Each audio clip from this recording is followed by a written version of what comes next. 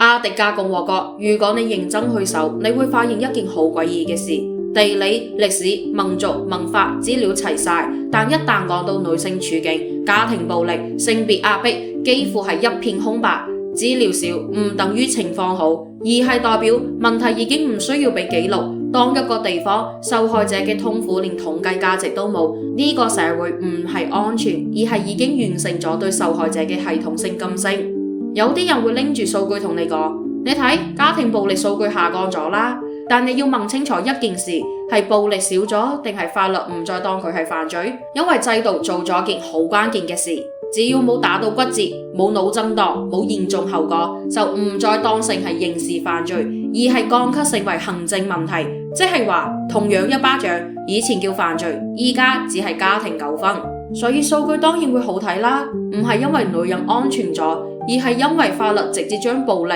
從犯罪記錄入面抹走。法律佢唔再解決問題，而係解決問題被睇見呢件事。喺父權社會入面，男人同女人本來就唔係同一個角色。男人被定義為行動者、發泄者，失敗都可以靠暴力做出口；而女人被定義為穩定器、吸收器，做發泄者嘅情緒垃圾桶。當社會仲運作得落去嗰陣，呢種分工未必咁明顯，但一旦貧困、失業、資源枯竭，你就會睇得好清楚，邊個被允許崩潰，邊個就仍然係主體，邊個被要求忍住，邊個就只係工具。女人唔係更理性，而係系統根本唔允許佢哋失控。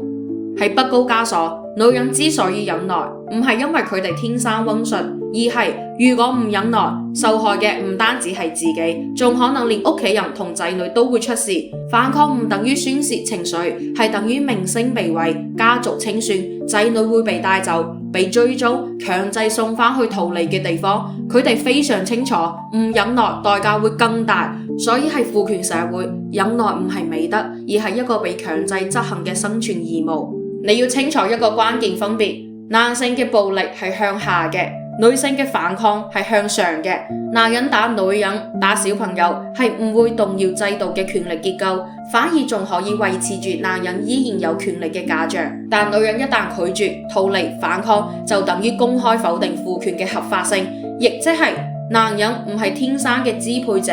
所以系統嘅選擇好清楚，允許男性暴力，因為佢只會傷害弱者；認情女性反抗，因為佢會威脅秩序本身。最後請你記住，女人嘅忍耐唔係美德，唔係選擇，而係一個被父權制度強制徵用嘅社會功能。